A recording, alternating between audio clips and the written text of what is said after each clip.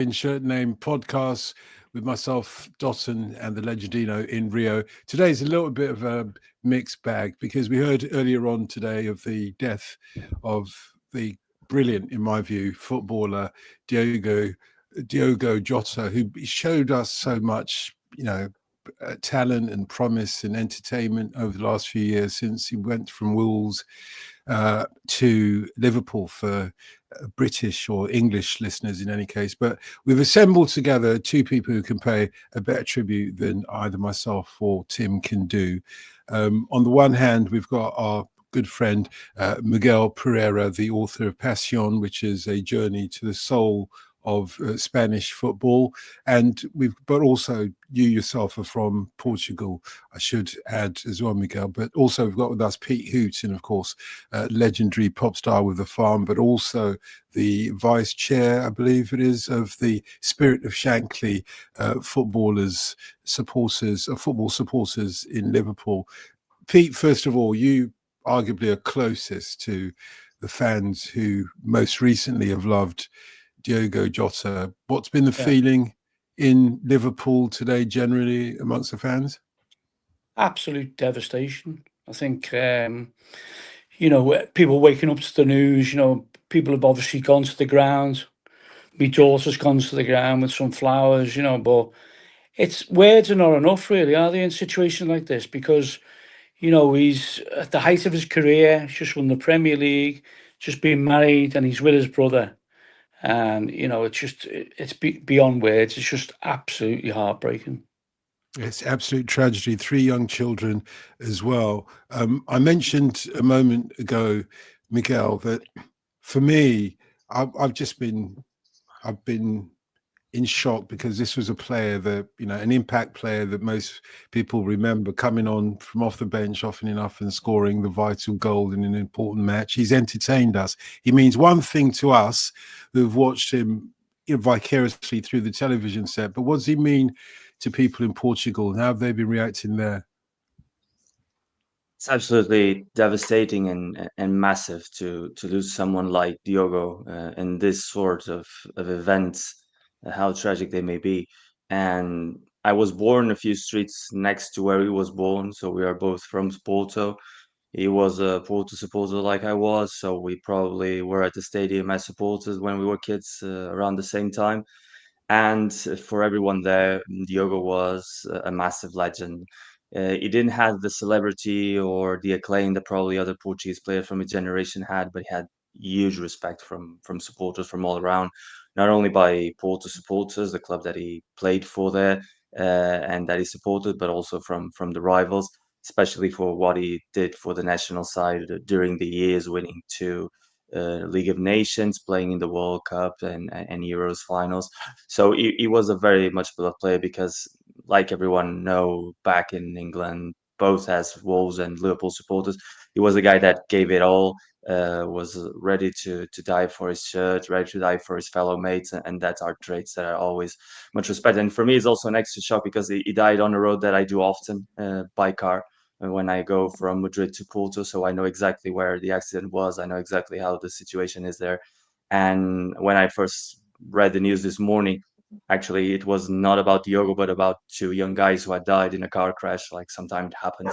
And only afterwards we knew that it was Diogo and his brother Andre, who is also from the city, also played for the Academy of Porto and was now playing for second tier Penafiel. So it's a terrible, terrible day for everyone, not only for football supporters, but for anyone that respects and loves life, especially with a guy that was so well beloved, that had married 11 years ago, guy with 28 years old that has 3 kids, sweetheart, girlfriend turned wife, just 2 weeks shy. So wherever you look, it's one of the worst days that anyone could possibly imagine for someone that follows football. And of course, our condolences go out to his family in particular, but also his friends and the legions of supporters who have followed him. Tim, this is global news, I've looked right across from Asia to Africa to the United States. This is global news because of the impact of football, and not least the Premier League, Diogo Jota, but it means a lot more, I think, to football supporters. How has this been viewed in Brazil, where you are? Well, I mean, one of the first things that my family was saying to me this morning, have you heard about this? Are you going to be doing any media stuff about this? What I think is always lovely about football, and we have this right here with us, is the connections that you make internationally. There's part of Diogo in the heart of Miguel, and there's part of Diogo in the heart of Pete, and this is on a dreadful day when 99% of our hearts are taken up with tears and lamentations. There's 1% to celebrate, and that's the international connection which is made through the game and the way that he played it. Miguel, you will know this man in his native language. What can you tell us about him as a man that maybe people outside Portugal are not aware of?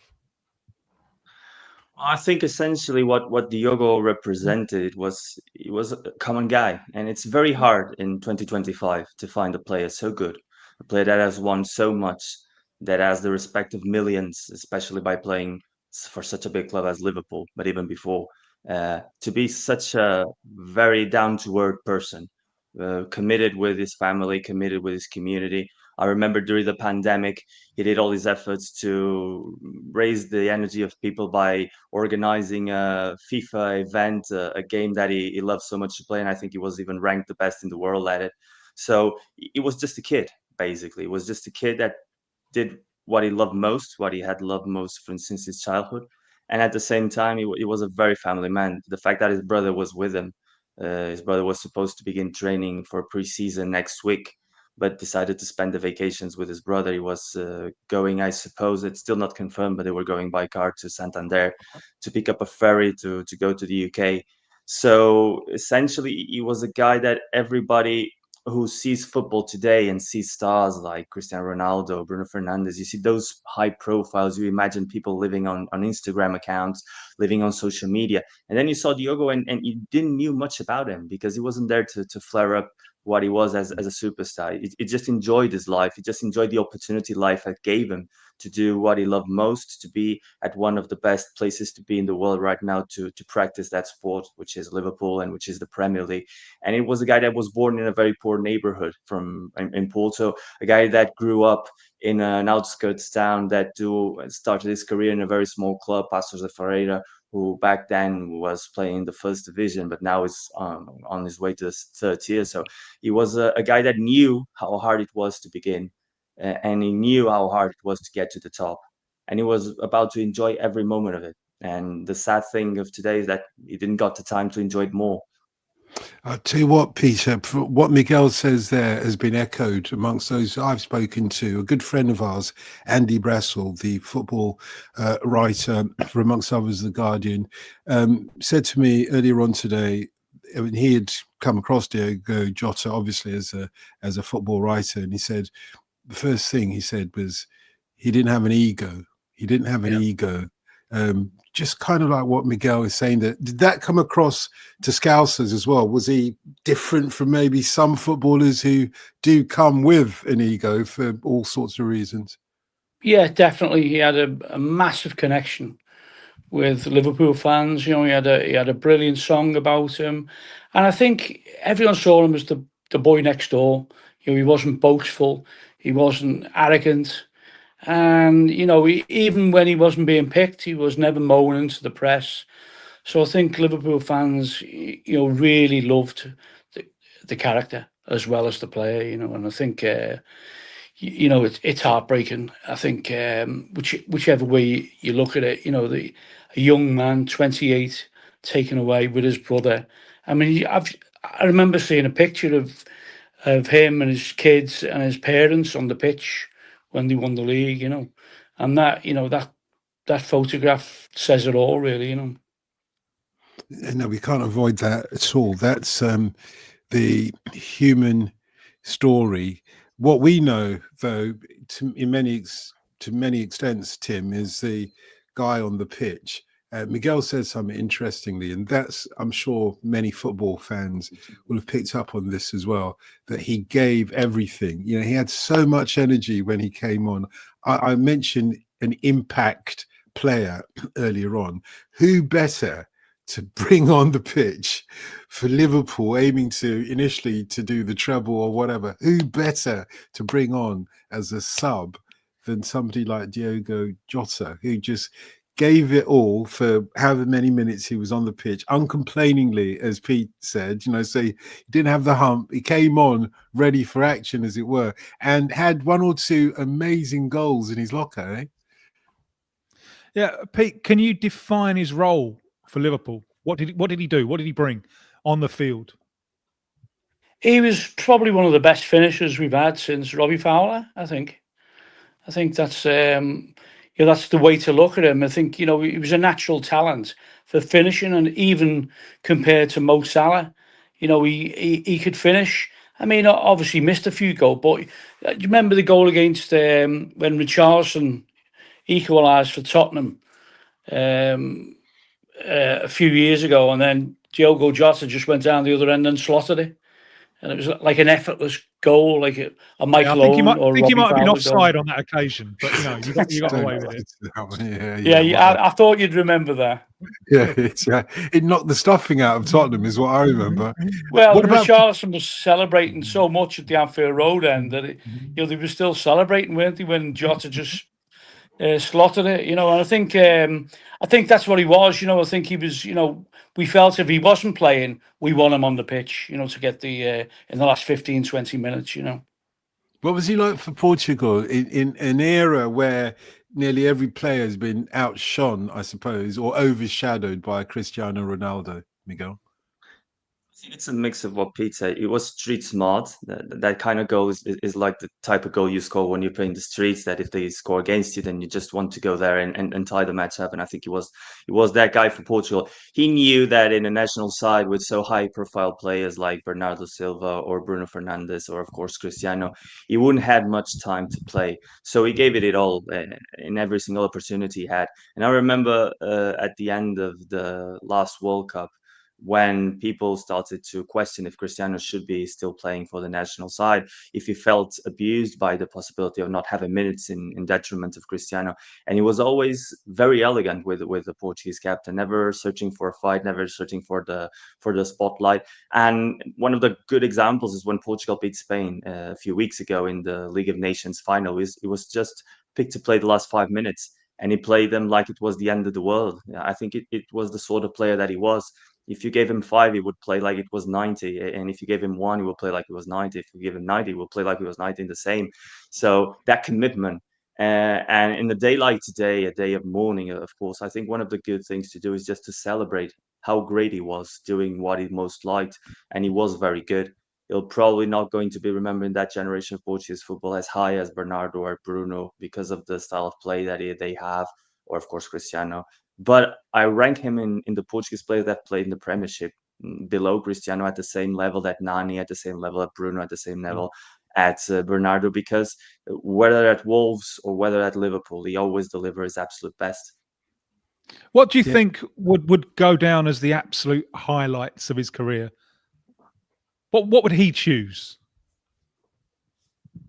I think that there's a goal he scores against Benfica when he was loaned to Porto from Atletico Madrid. Because, of course, one of the things of Diogo's career is that he was basically controlled by Jorge Mendes at first. He came out with Passos Ferreira very young, and he was signed by Mendes on the spot, basically, like 2 months after he became a professional footballer. And then the club sold him to Atletico Madrid, who at the time was one of the football clubs that Mendes used as platforms. There were like 5 or 6 clubs in Europe back in the day: Valencia, Atletico, Monaco, Porto, Benfica, and Wolves. So we enter that rotation spirit that some players of that generation suffer. They're like Moutinho, Ruben Neves, who also went to Wolves. And when we went there, they were still in the championship. He helped them gain promotion. But I think scoring a goal for your football club in a classic against your bitter rivals is something that you take for your life. And probably after that, he enjoyed really much going to the Premier League with Wolves, because it meant to bring a project full of friends with Moutinho and Ruben Neves alongside him. That always helps. And of course, the possibility of winning a Premier League. And I think he was for the information that I have, thrilled from the last season, winning finally the Premier League with Liverpool after being signed the year after the side with Klopp won it. So the possibility to add that to his ranks was absolutely massive. But when you're a kid that grows up supporting a football club, and then you get that chance to score that sort of goal, I think that's the moment that you'll remember most in your lifetime. Oh, Pete, 100%. with Liverpool, I kind of place him, maybe wrongly, as that epic front three that you had that fired so well together, and then there's the question of how do you replace it? How do you add to it? Where do you go from here? Yeah. And here it seemed to me was someone who came in and was able to do it.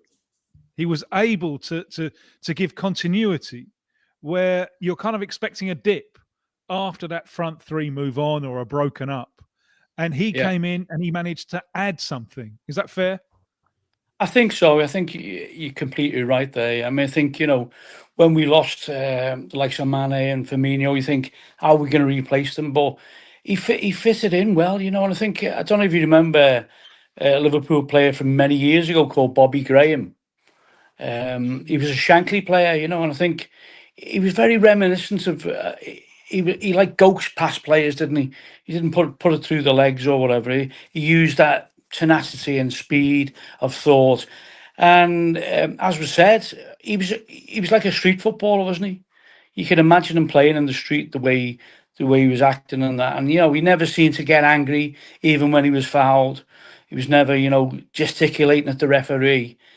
He was, and that's why I think he was so popular, and that's why I think it's affected so many people so badly. And I think we've been inundated at the spirit of Shankly from football fans all around the world all day, passing on the condolences, and especially to the family, because obviously it's a family tragedy, isn't it? As well as a terrible thing for football in general, Do you think that Liverpool, because there are 3 kids there, who now have lost a father? Yeah. Do you think that Liverpool will step up, and is there some role that Liverpool can play in this situation?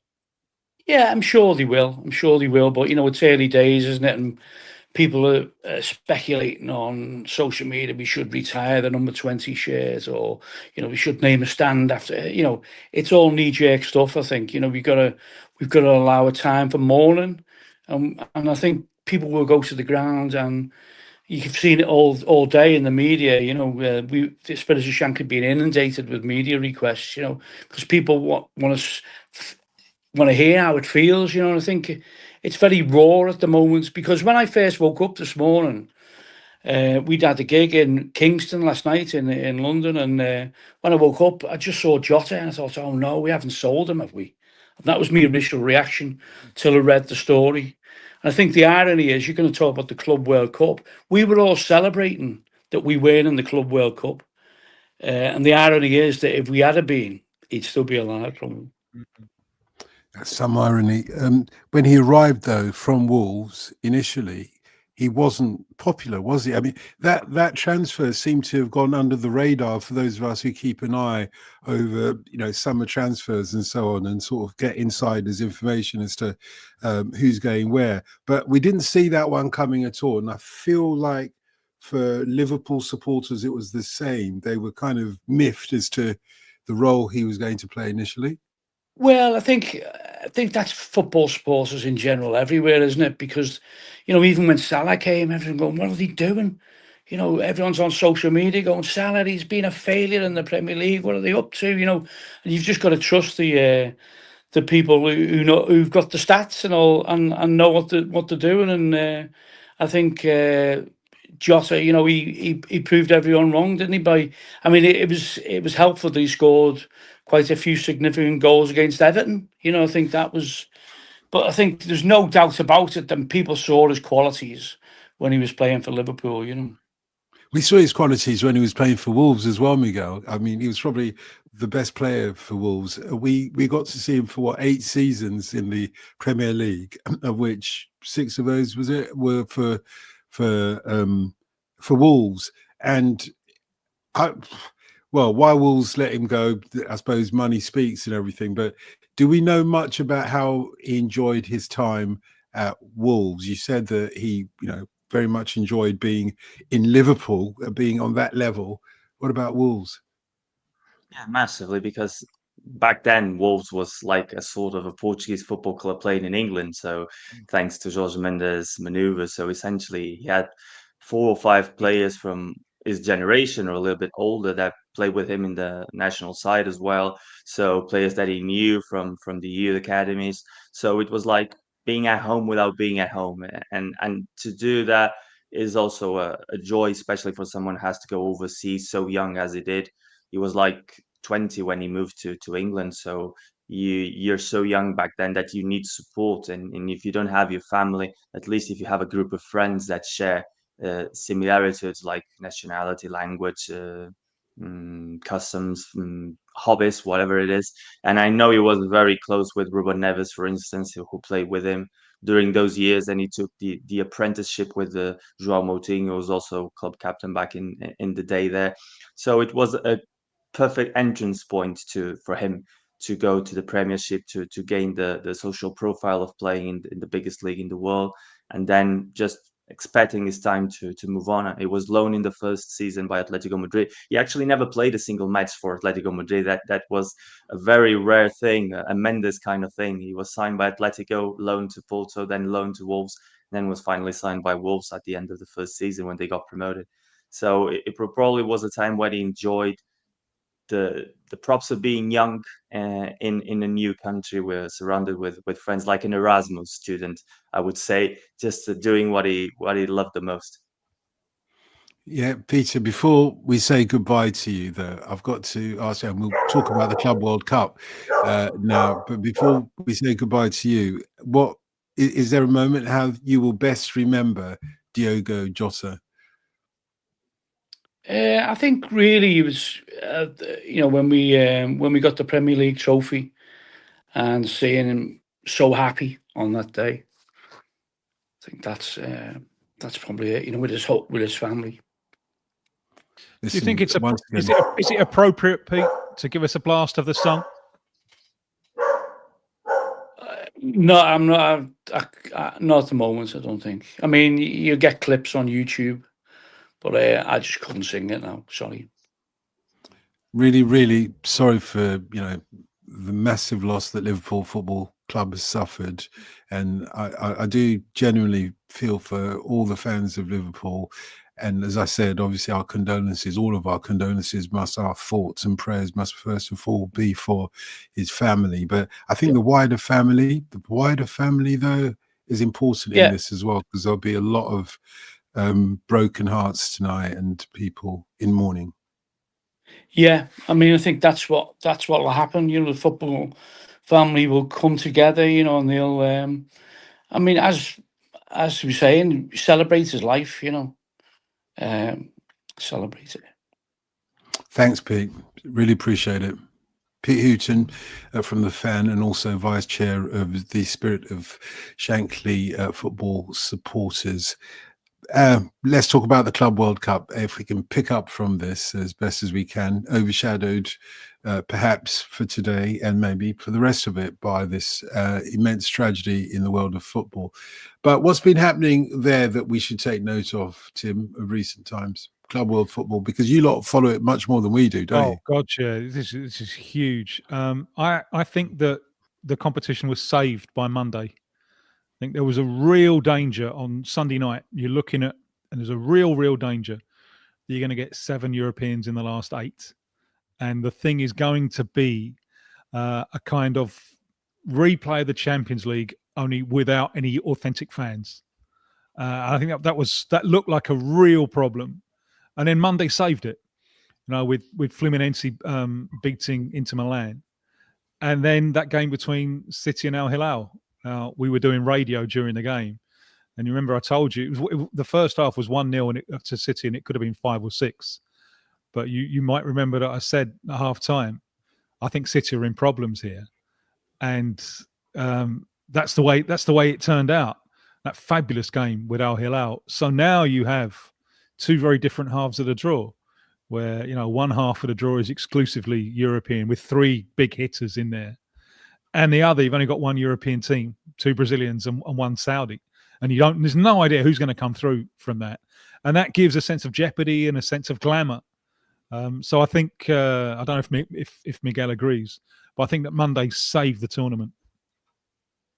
Yeah, definitely. And we are in the possibility of having so many matches, so many days of competition to end up with an Intercontinental Cup final anyway. So that will be fun.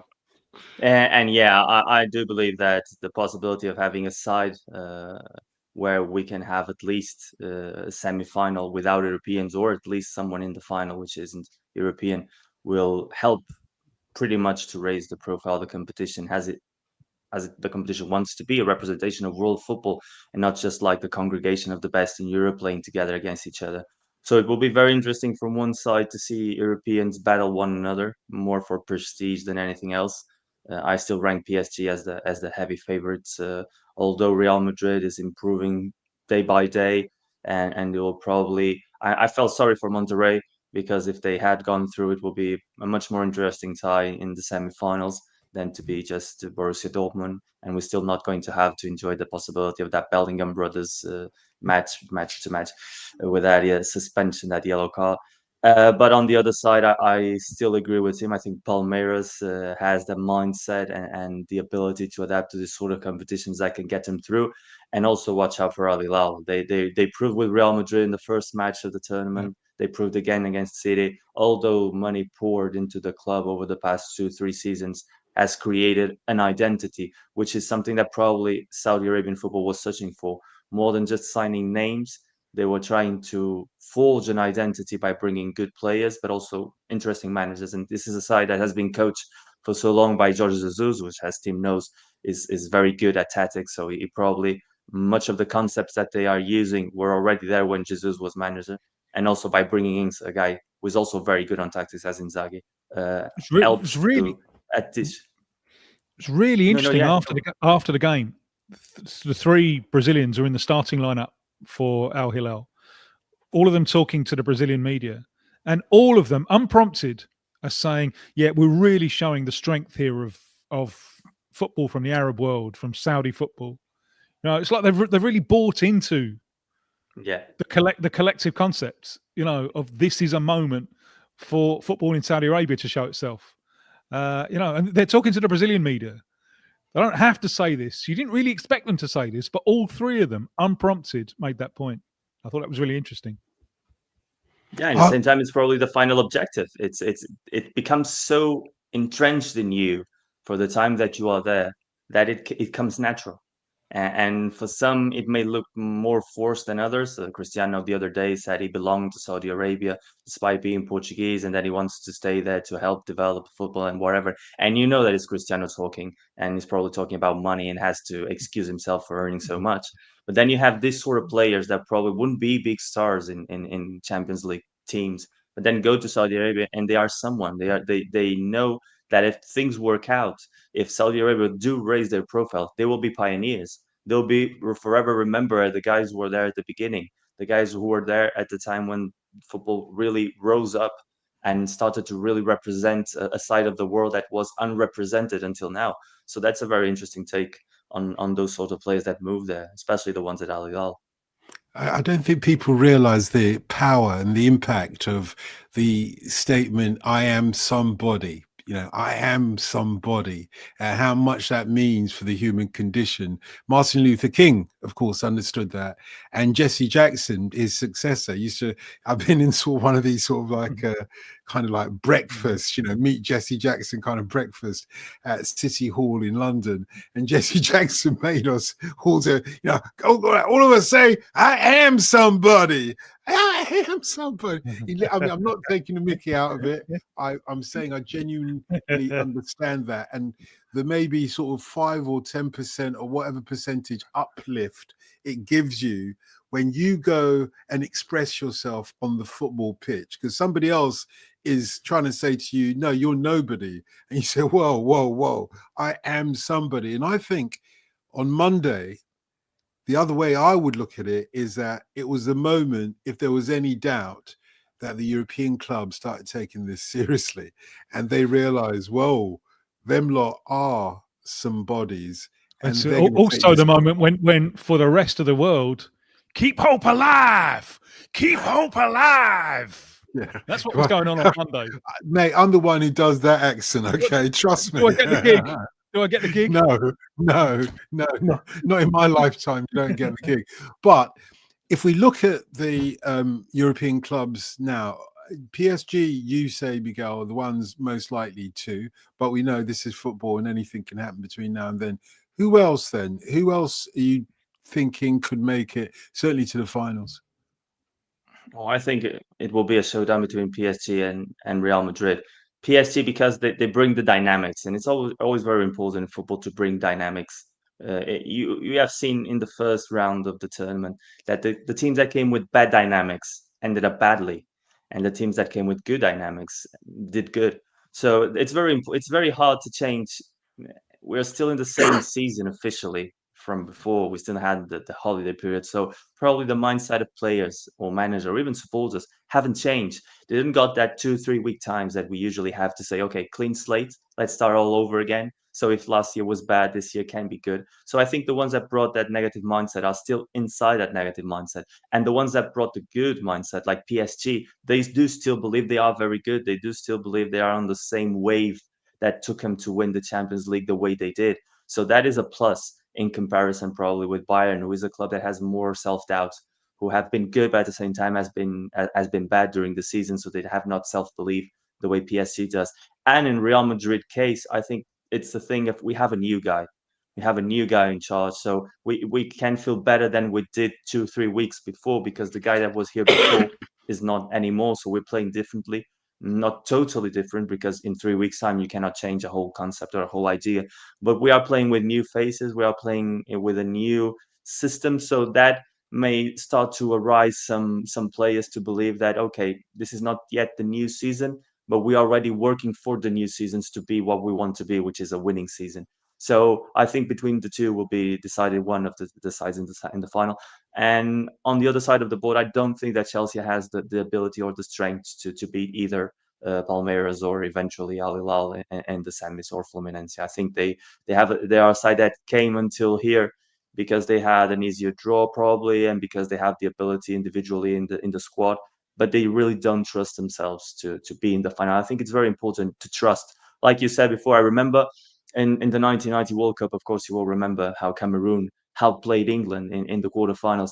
But whenever I rewatched the game and I saw it like 2 or 3 times already, you see the faces of the Cameroonian players, and I think they didn't believe themselves. I think they didn't believe that they could go through.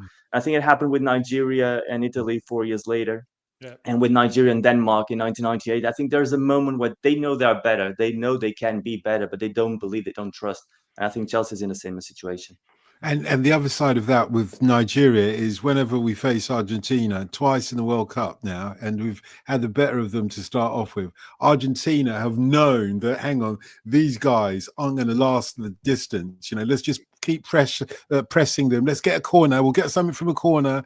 And eventually the euphoria or the lack of belief takes over and, you know, the Argentinians get through. What I was going to ask, though, Tim, do football commentators in Brazil specifically, but in South America generally, do they all accept that it'll probably be a European final, PSG, Real Madrid, or whatever it might be? Well, it can't Are be a they rolling final. over? That they'll meet in the semis. Sorry, but apologies. yeah. But so on it's opened up for Palmeiras so well. Palmeiras couldn't have scripted this better, and this is everything for Palmeiras. It really is. They've see a lot of like football at this level. It's a continuation of local rivalries by other means, and Palmeiras, all of their local rivals can claim a world title. You know, Corinthians, São Paulo, and Santos, the 3 local rivals, they can all claim a world title. Palmeiras can't. They do talk about a tournament that they won in 1951, but no one really takes them particularly seriously. So this is thrown at them every day. You haven't got a world title. You haven't got a world title. And this is the chance. They've spent big for this. They are not a big spending club. They're a cautiously run club, but they've spent big. The fella who scored the winner against Botafogo, Paulinho, They bought him. They spent quite a lot of money on him, but he wasn't fit. And he's not fit. So he's had an operation. He's come back. He shouldn't be playing. He can't play half an hour. That's the limit. And after this is over, he's going to have another operation. They're playing him now because they want this now. This is everything to them. So against Botafogo in the second round, which was a dreadful game of football, he comes on, scores the only goal, he's taken off because he can't do longer than half an hour. That just shows you they are risking this player for the next few months in order to have him now. So this is everything to them. And so far, they haven't done very much. They don't care. They don't want to do very much. They just want to win. You know, the coach, Abel Ferreira, there's so much of the young Jose Mourinho about him. So much. He's brilliant. He's unbearable. Surprises me he's only picked up one yellow card so far because he's yelling. He's in the ref.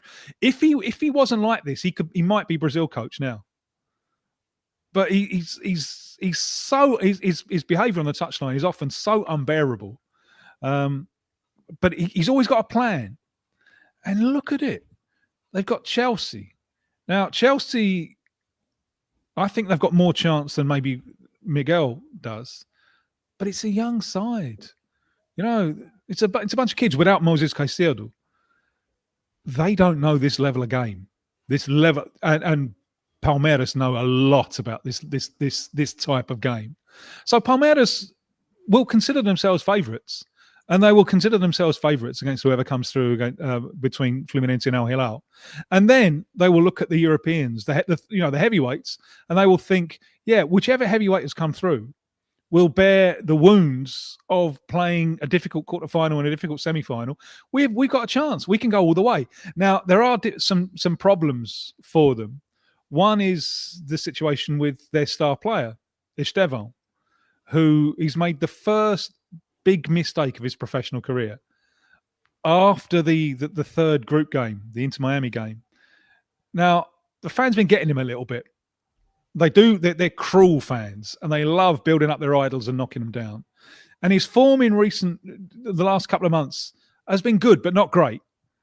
Not quite as great as they'd hoped. So he's been getting some stick. And after the third group game, he said, yeah, it's hard for me to focus because my mind's already on next season at Chelsea. Now, the rule of tournaments is there is no life outside the tournament. That's all there is, especially for Palmeiras now. So for him to say that, and the fans just went ballistic with him. And loads of people were saying, we got to drop him, we got to drop him, we got to drop him. Abel was able, and they were able to smooth the air. Right? He said a silly thing, but he's only a kid. They were able to smooth that one. But now he's in a situation where he will be playing the club that he's about to join.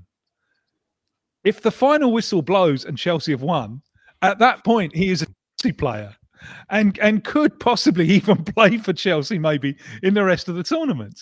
So that needs to be, that's a lot to put on an 18-year-old kid.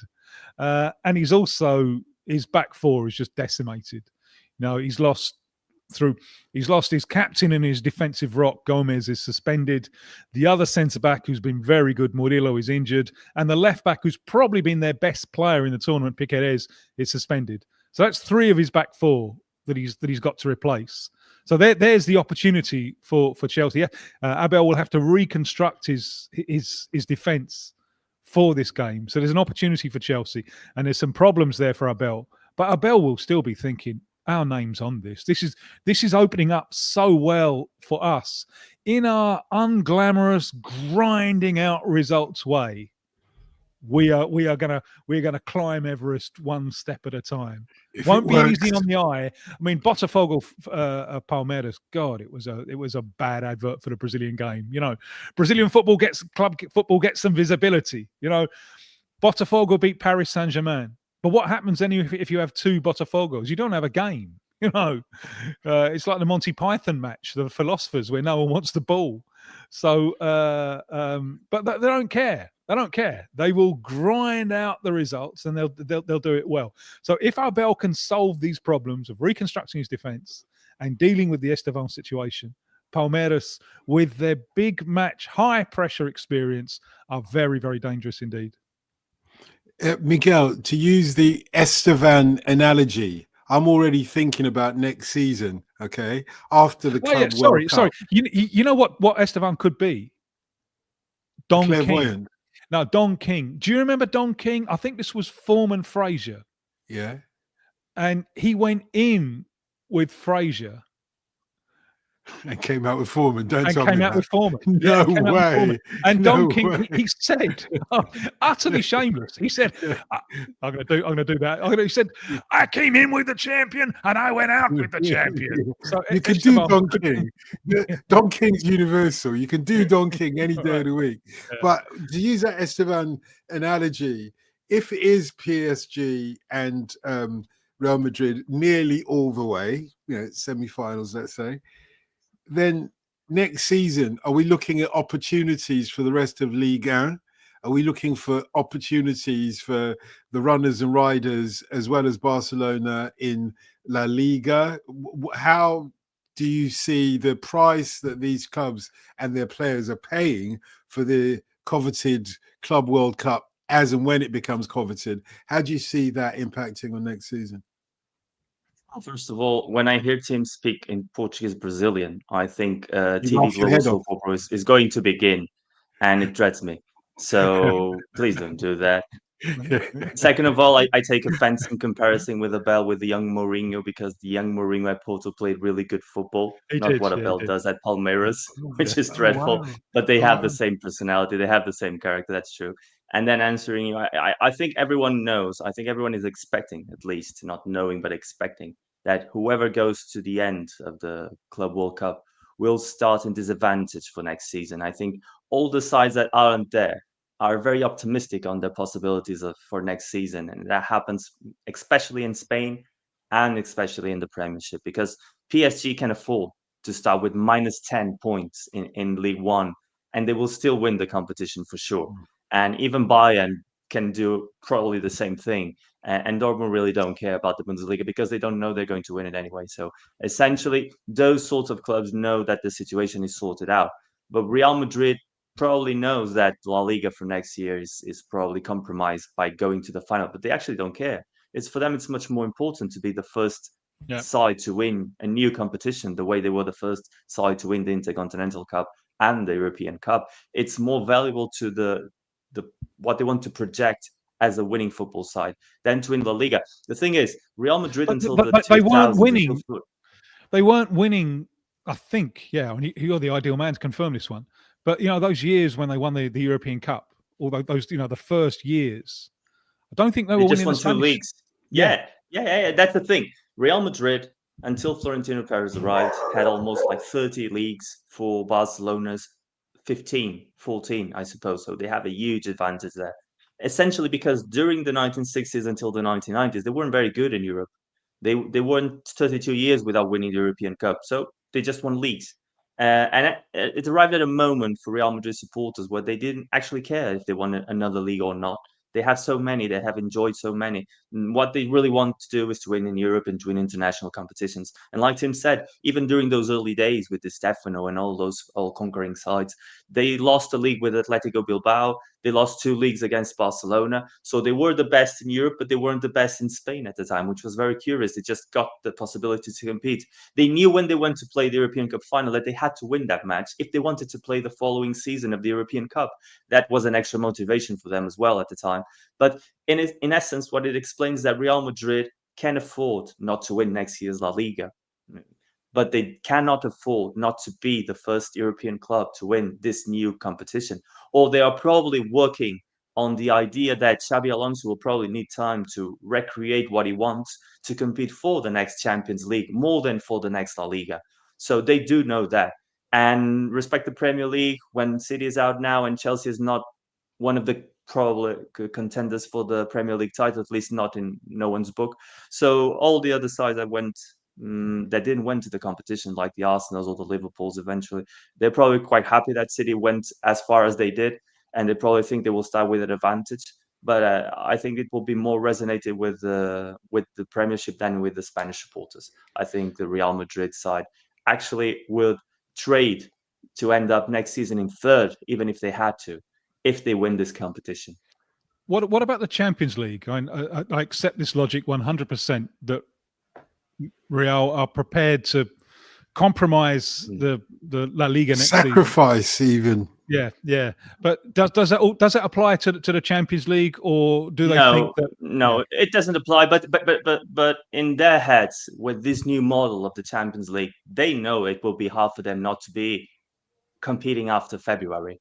So they know that they can afford, even this season, they lost 3 or 4 matches. They went to the playoffs against City. So they know it can be hard, depend on the draw. But they know that how many points now that people are going to get used to this new model. They know how many points they're probably going to need to be in the first 8. They know if they go to the playoffs, they already had that last season and it went well, even with a really poor Real Madrid side, as everyone agrees. So they know if they compete well in this competition, that doesn't jeopardize the Champions League. It probably jeopardizes La Liga because La Liga needs consistency. The Liga needs for you to win from day one, especially when you have such a good side of Barcelona winning all the matches and having more 3 or 4 weeks rest than you have. But regarding the Champions League, I don't think it affects them that much. Yeah, the issues about the heat have died down somewhat.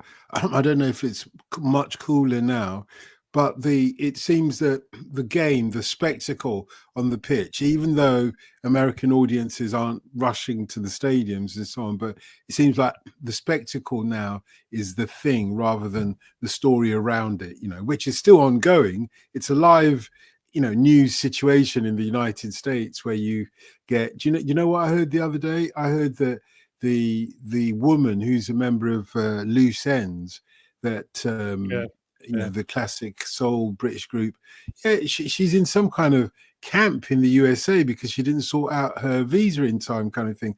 But all of those kind of issues and the protests around immigration, Donald Trump's immigration laws, have died down now. It seems that the spectacle has taken over, but I'm not sure, even though Monday saved the spectacle as such, saved the tournament, I'm not sure if the spectacle has won over the fans in Europe, or at least in the United Kingdom. Yeah, I'm not sure about that. If the spectacle, people say, oh, that was a great game, and cite this 1 or 2 games, but then there's this huge chasm of other games that people just don't mention. Doesn't feel as if, in the Champions League, particularly in the knockout stages of the Champions League, every single match is a proper, knockout match. Whereas I'm not sure if that's the case in the Club World Cup. Nobody agrees? What's the reaction been like, Spain and Portugal, Miguel? Essentially, I think the last 16 matches haven't been good generally, so that doesn't help, of course. Probably the time zone doesn't help either, because it makes a lot of people that are not emotionally involved not waking up at 2 a.m. just to watch a football match. Of course, if you are a Real Madrid supporter, you will do that.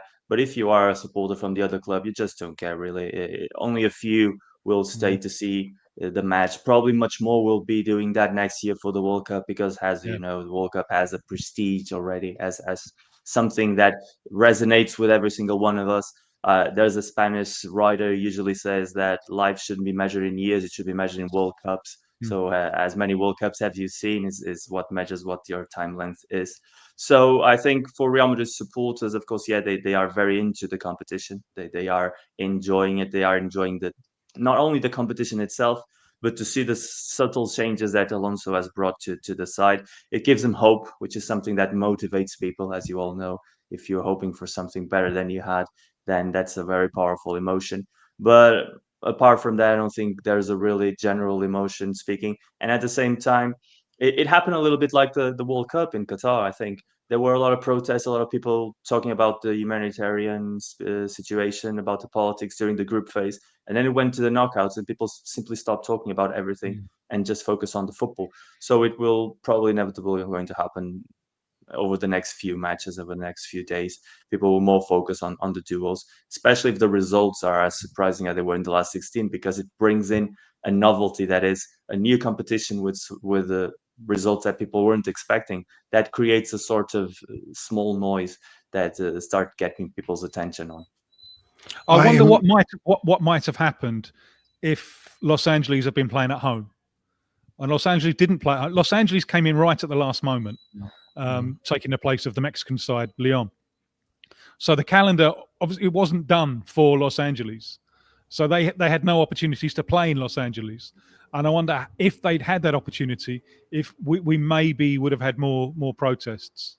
Obviously, I agree with Miguel. This can never be the World Cup because people outside the clubs that are in it, they don't feel the attachment that they do when their national team's playing. You know, we are members of an imaginary community of the nation. And so I think the World Cup will always go deeper. Here at times, and here I think it's here in Brazil, it's where the competition has been most successful because it has felt like a World Cup, and it's been full on, and it felt quite for a while as if it was like a World Cup where the national team were playing 4 times in 3 days. Now the reason for that is there was a sense of everyone kind of pulling together to make a declaration of the strength of the Brazilian league, you know, to take on those Europeans. So fans of clubs outside Botafogo would be delighted with Botafogo beating PSG. And I know this just from the amount of xenophobic abuse that I get on social media. You know, absolutely stupid, because this is the Brazilian success is great for me. It values what I do. It's absolutely fantastic, but you're seen as a representative of the other side. And the bitterness is a lot of the bitterness is European. We're proving that European football is only marketing. A lot of that. Well, yeah. Look, I can understand where they're coming from there. You know, not least. A little bit less after Bayern put out Flamengo, because another line that they have is European football's only great because of the South American players. I was just about to say, yeah, but here the contribution of the South American players is and always has been enormous.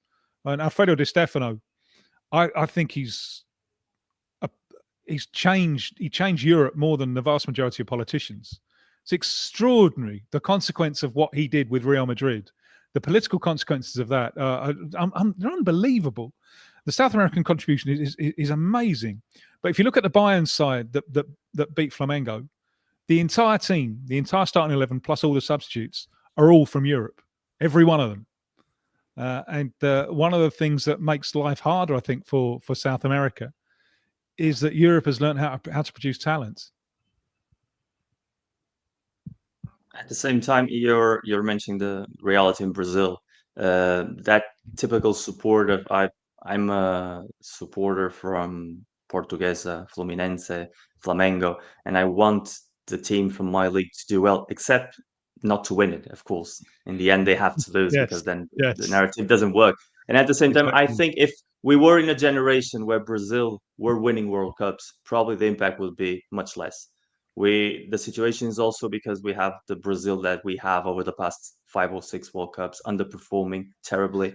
So that probably but also because they play abroad. That they play abroad, you know. And there's a lot of the barroom comments are, we got to kick all them out and bring in players who play at home. And so I say, yeah, like Estevan, let's get Estevan in. But next month he's abroad. What are you going to do then? You know. And one of the stories of the Brazilian success in this has been the way that Brazilian football now treats South American football, the way that Europe treats Brazil. Who are the best players? I think Arias of Fluminense is a candidate for the best player in the tournament. He's Colombian. The Arrascaeta for Flamengo, he's Uruguayan. Loads and loads of the Palmeiras team are from elsewhere in South America. That's been a really strong dynamic. You know, Brazil selling its stars to Europe and replenishing them from looking elsewhere around the continent. It's marketing, you see. Listen, we've come to the end of this conversation. Let me just reiterate to listeners who might have joined us later on. We started off this entire Brazilian Shirt Name podcast paying tribute to Diogo Jota, who we heard the devastating news earlier on today that he had passed away in an accident together with his brother, Andrew Silva.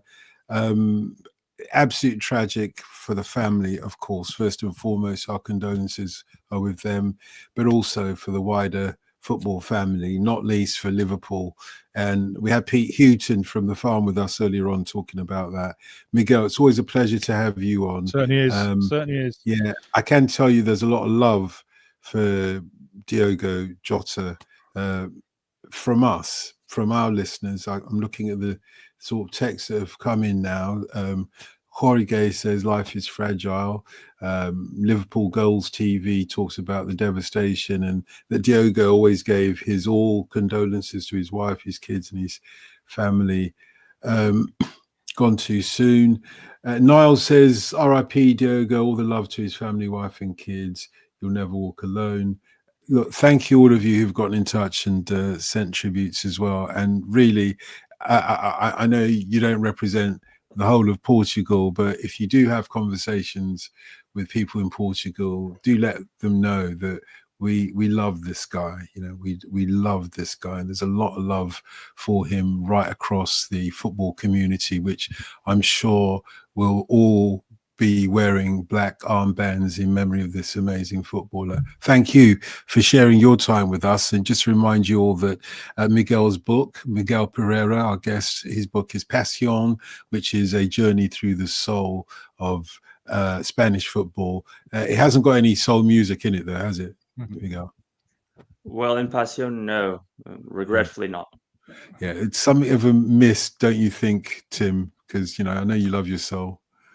Yeah, but it's a word that is open to a number of interpretations. And let Miguel keep his, where elsewhere we can keep hope alive with ours. And you can help Tim keep his hope alive by joining us again next week at the same time. He won't have that accent, I assure you. I'm going to work on him this week. Thank you.